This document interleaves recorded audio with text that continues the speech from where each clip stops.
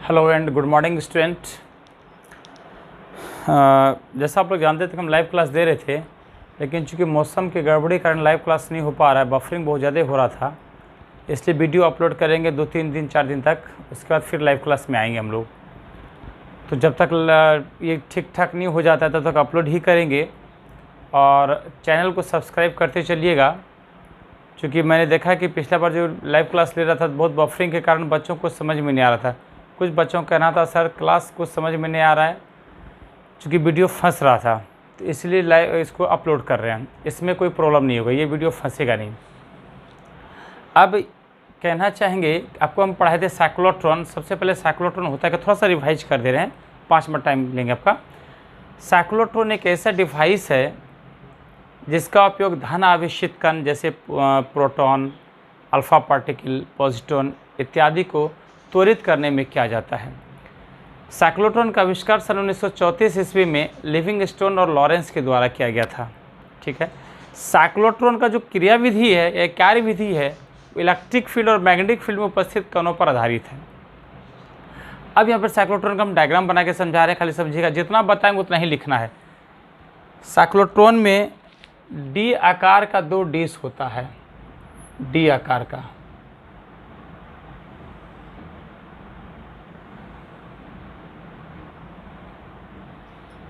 D आकार का 2 dish होता है और इसको क्या होता है, हाई फ्रीक्वेंसी ऑक्सीलेटर से कनेक्ट किया जाता है। ठीक है, इसको high frequency oscillator HFC high frequency oscillator से कनेक्ट किया जाता है। दोनों डिश, ये डिश D1 हो गया और डिश क्या हो गया, D2 हो गया। इसके चारों ओर मैग्नेटिक फील्ड है, मैग्नेटिक फील्ड है। डिश D1 D2 को इस प्रकार से एडजस्ट किया जाता है, व्यवस्थित किया जाता है कि दोनों डिश के बीच में थोड़ा सा स्पेस रहे।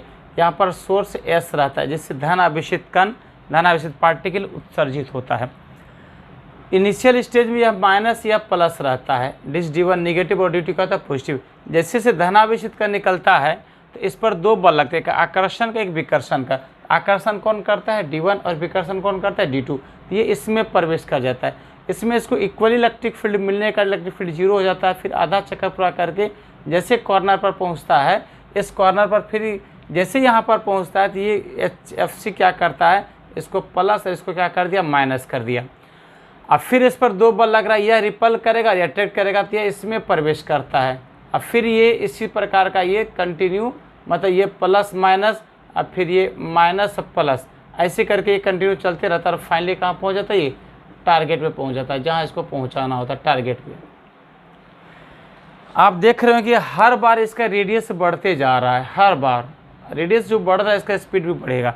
अब यहाँ ध्यान दीजिएगा, यानी कि इसका मतलब हो गया कि इसका जो आवेशित कण का जो गति हो गया वो क्या हो गया, वृत्ताकार के तरह ही हो गया। और आप जानते हैं कि ऑब्जेक्ट जो मूव करता है वृत्ताकार पथ पर, तो उस पर एक बल लगता है, उसको बोलते हैं अभिकेंद्र बल। इसको जो आवश्यक बल प्रदान कर रहा है, यानी कि साइक्लोट्रॉन का हम लोग व्यंजक निकालेंगे। आप खाली ध्यान से देखिएगा, साइक्लोट्रॉन का हम लोग व्यंजक निकालेंगे, खाली ध्यान से देखिएगा।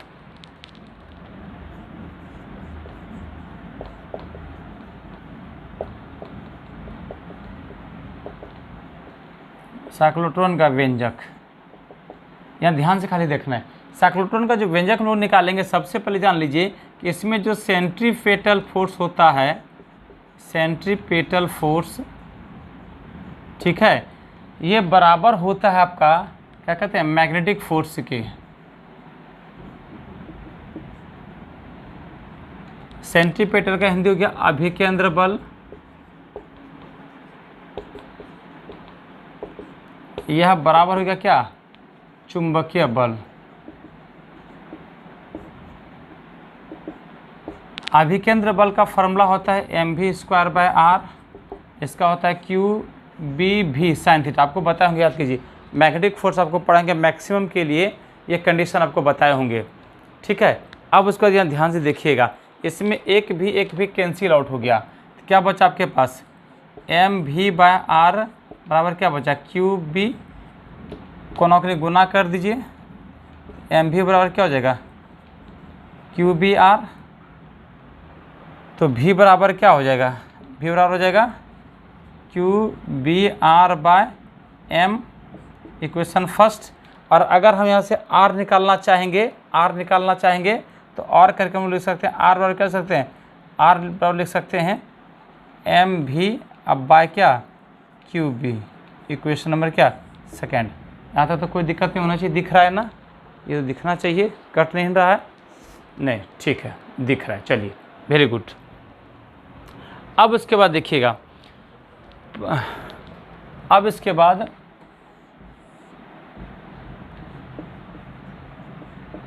पार्टिकल को आधा चक्कर पूरा करने में लगा समय। पार्टिकल जो आधा चक्कर पूरा कर रहा है वो डिस्क D1 में, उसमें कितना समय लगता है। आप लोग 11th क्लास में पढ़े होंगे, वेलोसिटी बराबर होता है d/t, स्पीड और डिस्टेंस बाय टाइम, ठीक है। तो t बराबर क्या हो जाएगा, d/v हो जाएगा। तो t बराबर डिस्टेंस कितना, आधा, टोटल वृत्त की परिधि टोटल 2 पाई होता है, आधा कितना हो जाएगा पाई r हो जाएगा। तो पाई r बाय क्या हो जाएगा v, इक्वेशन नंबर क्या थर्ड। कोई दिक्कत, चूँकि डिस्टेंस कह रहा है ना, d डिस्टेंस है और डिस्टेंस जो होता है वो टोटल डिस्टेंस हो गया 2 पाई r, आधी क्या हो जाएगी पाई r हो जाएगा। अब क्या करेंगे, r के जगह पर मान रख दीजिए, ठीक ना। अब क्या करेंगे, r के जगह पर सेकेंड का मान थर्ड में, using equation second in equation third we get t बराबर क्या हो जाएगा π/v इंटू r के जगह पर मान रख दीजिए, क्या रख देंगे mv बाय क्या QB, v और v कैंसिल हो गया, इसलिए t बराबर क्या हो जाएगा πm/QB, इक्वेशन में कितना हो गया 4। ये आधा चक्कर पूरा कर रहा है तो टोटल चक्कर क्या हो जाएगा, टोटल टाइम। इसको मिटा दें, आप लोग एक बार देख लीजिए, स्क्रीनशॉट भी लेके आप लोग है ना इसको समझ सकते हैं, इसलिए हम हट जा रहे हैं बार बार बोर्ड के पास से। आप स्क्रीनशॉट लीजिएगा, आपको समझ में आ जाएगा।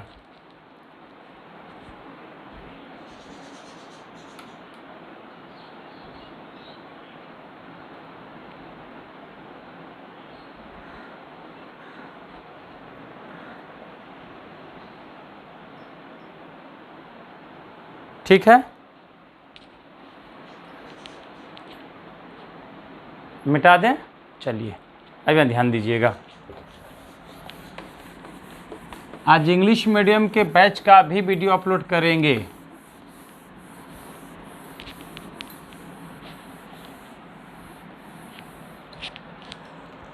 तो हो जाएगा क्या, total time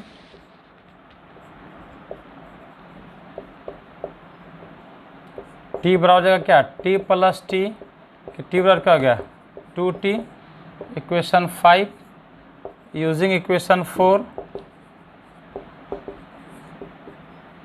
in equation 5 we get, मान रख दीजिए। तो t बराबर क्या हो जाएगा 2 इंटू क्या हो जाएगा πm/QB, इसलिए t बराबर क्या हो गया 2 πm/ क्या QB, इक्वेशन नंबर कितना है 6। ये टाइम निकाल लिए। अब अगर फ्रीक्वेंसी निकालना होगा, ठीक है, फ्रीक्वेंसी हम लोग आराम से निकाल सकते हैं।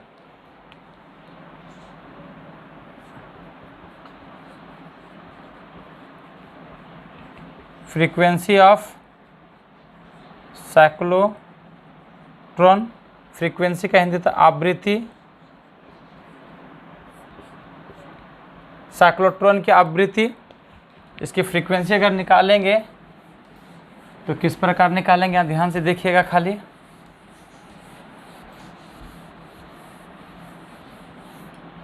अगर फ्रीक्वेंसी निकालेंगे तो आप लोग फॉर्मूला पढ़ेंगे, फ्रीक्वेंसी बराबर होता है 1 by time period, equation number 7, 6 का मान 7 में यूजिंग, देखिए f का मतलब फ्रीक्वेंसी, c का मतलब cyclotron, frequency of cyclotron using equation 6 in equation 7 we get, मान रख दीजिए तो क्या हो जाएगा, एफ सी बराबर 1 by time period 1 by T, T क्या होगा 2 पाई एम बाय क्या क्यू बी, रिवर्स हो जाएगा। तो एफ सी बराबर क्या हो जाएगा, क्यू बी बाय क्या 2 पाई एम। चलिए इसके आगे थोड़ा सा और है, आज साइक्लोट्रॉन कंप्लीट कर देंगे। आज साइक्लोट्रॉन को कंप्लीट करना है, उतारिए फटाफट आप लोग। उसके बाद काइनेटिक एनर्जी निकालेंगे हम लोग।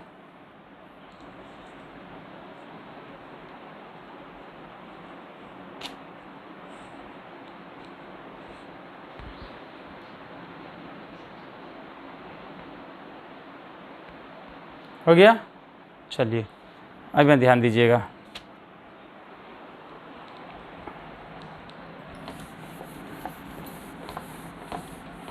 देखिए अगर किन्हीं को कोई दिक्कत हो तो चूँकि अगर लाइव क्लास हम नहीं ले पा रहे हैं तो आप क्या करेंगे, आप हमें व्हाट्सएप भी कर सकते हैं। अब तो नंबर दिए हैं ऊपर में लिखा हुआ है, इस पर पूछ भी सकते हैं फ़ोन करके।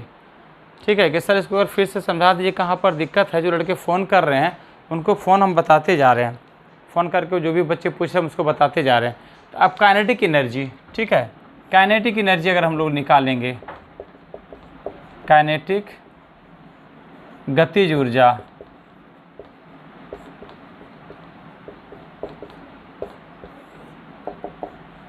देखिए काइनेटिक एनर्जी का फॉर्मूला होता है के ई बराबर क्या होता है, हाफ एम वी स्क्वायर। भी आपको बताया था कि त्रिज्या हमेशा बढ़ रहा है, वेग भी इसका बढ़ते जा रहा है मैक्सिमम, तो भी की जगह क्या लिख देंगे, भी मैक्स का स्क्वायर।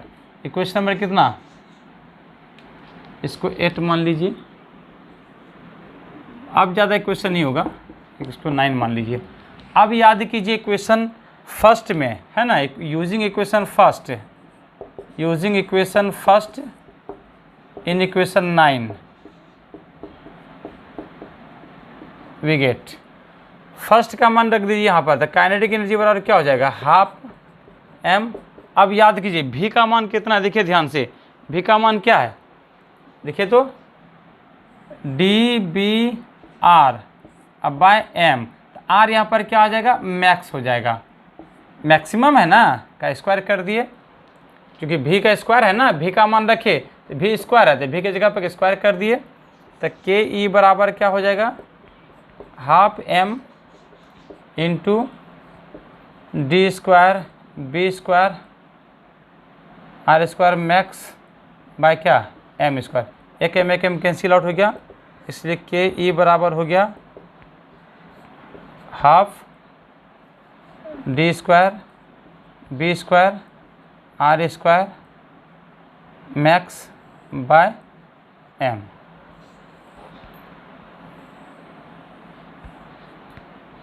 चलिए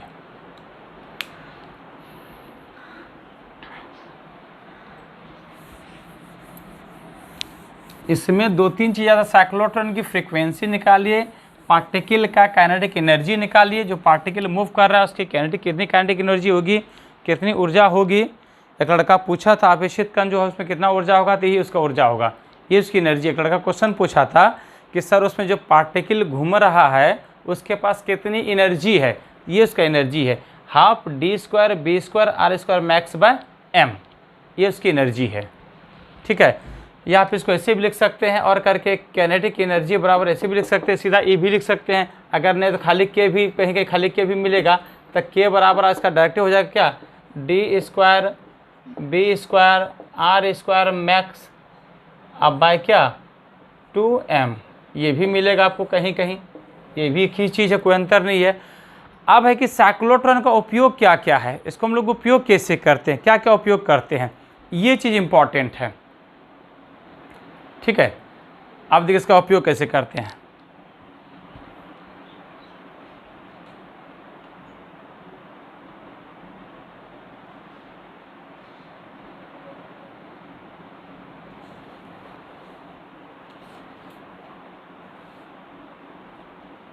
बोले, चलिए अब देखिए इसमें कभी कभी 2 नंबर का क्वेश्चन पूछ लिया जाता है कि साइक्लोट्रॉन के उपयोग को लिखें। देखिए हम बोल रहे हैं, लेकिन आप लोग वीडियो 2-3 बार 4 बार देखिएगा और फिर अगर कोई दिक्कत होगा तो आप उसको नोट कर लीजिएगा, जो बोल रहे हैं वही नोट कीजिएगा। साइक्लोट्रॉन का उपयोग, पहला नंबर इसका उपयोग क्या है कि साइक्लोट्रॉन की सहायता से धन आवेशित कणों को त्वरित किया जाता है। याद हो गया पहला नंबर पॉइंट क्या है कि पहला नंबर क्या है कि साइक्लोट्रॉन की सहायता से धन आवेशित कणों को त्वरित किया जाता है। कोई दिक्कत? दूसरा नंबर है कि साइक्लोट्रॉन के द्वारा नाभिकीय अभिक्रियाएं, न्यूक्लियर रिएक्शन का अध्ययन किया जाता है। दूसरा नंबर क्या है? साइक्लोट्रॉन के द्वारा नाभिकीय अभिक्रियाओं का अध्ययन किया जाता है। दो ठो याद हो गया। तीसरा नंबर है कि साइक्लोट्रॉन का जो उपयोग है नए पदार्थों के संश्लेषण में किया जाता है। ठीक है, और अगर हो सके तो एक बार और लिख लीजिएगा कि साइक्लोट्रॉन का जो उपयोग है तो सॉलिड में आयन को बढ़ाकर, सॉलिड सब्सटेंस जो है उसके आयन को बढ़ाकर उसके गुणों में वृद्धि की जाती है। नेक्स्ट पॉइंट है कि साइक्लोट्रॉन के द्वारा सॉलिड के आयनों को बढ़ाकर उसके गुणों में वृद्धि की जाती है। ये हो गया। अब कभी कभी 2 नंबर के भी पूछ देता है कि साइक्लोट्रॉन की सीमाएं क्या है। ये तो इसका उपयोग हो गया। अब सीमाएं क्या है? इसका सीमाएं है कि यह जो साइक्लोट्रॉन जो है यह अनावेशित, अनावेशित बोले तो उदासीन, न्यूट्रल, ये उदासीन पदार्थ को त्वरित नहीं करता है। साइक्लोट्रॉन के द्वारा अनावेशित पदार्थ को त्वरित नहीं किया जाता है। पॉइंट समझ में आ गया? पहला पॉइंट क्या हो गया कि साइक्लोट्रॉन के द्वारा अनावेशित पदार्थ को त्वरित नहीं किया जा सकता है। पहला पॉइंट क्या? और दूसरा पॉइंट है कि साइक्लोट्रॉन के द्वारा ऋण आवेशित, चूँकि परिभाषा क्या है कि इसके द्वारा सिर्फ हम धन आवेशित कणों को त्वरित करते हैं, तो ना तो उदासीन को और ना ही ऋण आवेशित कणों को। तो क्या बोल सकते हैं? साइक्लोट्रॉन के द्वारा ऋण आवेशित कणों को त्वरित नहीं किया जा सकता है। 2 पॉइंट हो गया। अब तीसरा नंबर है, एक पॉइंट और याद रख लीजिएगा कि साइक्लोट्रॉन के द्वारा जो है किसी भी आवेशित कणों की एनर्जी का जो मान है एक निश्चित तक ही बढ़ा, उसके आगे नहीं बढ़ा सकते हैं। कि साइक्लोट्रॉन के द्वारा, तीसरा नंबर है, दिख रहा है ना? कोई दिक्कत तो नहीं होना चाहिए हमारे ख्याल से। नहीं, सब चीज़ तो ठीक ठाक चल रहा है। चलिए, तीसरा में साइक्लोट्रॉन के द्वारा किसी भी आवेशित कणों की एनर्जी को एक निश्चित मान तक ही बढ़ाया जा सकता है। ठीक है, ये 3 पॉइंट है। तो 3 पॉइंट इसका लिखना है। और इसके बाद हम लोग क्या करेंगे कि इसका जो नेक्स्ट टॉपिक है वो नेक्स्ट टॉपिक आज ही वीडियो फिर बताएंगे।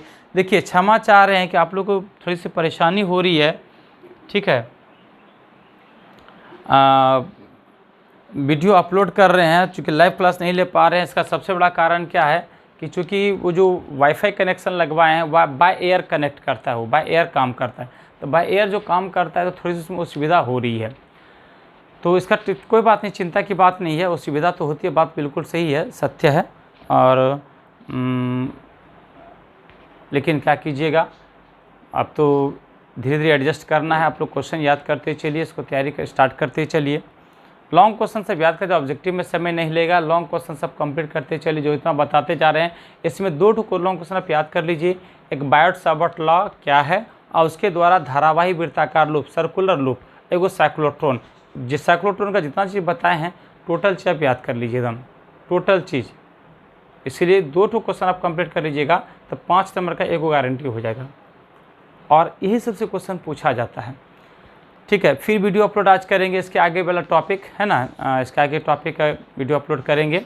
और हमें उम्मीद है कि आप लोग को थोड़ा सा लग रहा होगा, लेकिन कोई बात नहीं। ऐसे भी क्या होता है कि लाइव क्लास में बच्चे चैटिंग करते हैं, तो चैटिंग के चक्कर में वो सुन नहीं पाते हैं।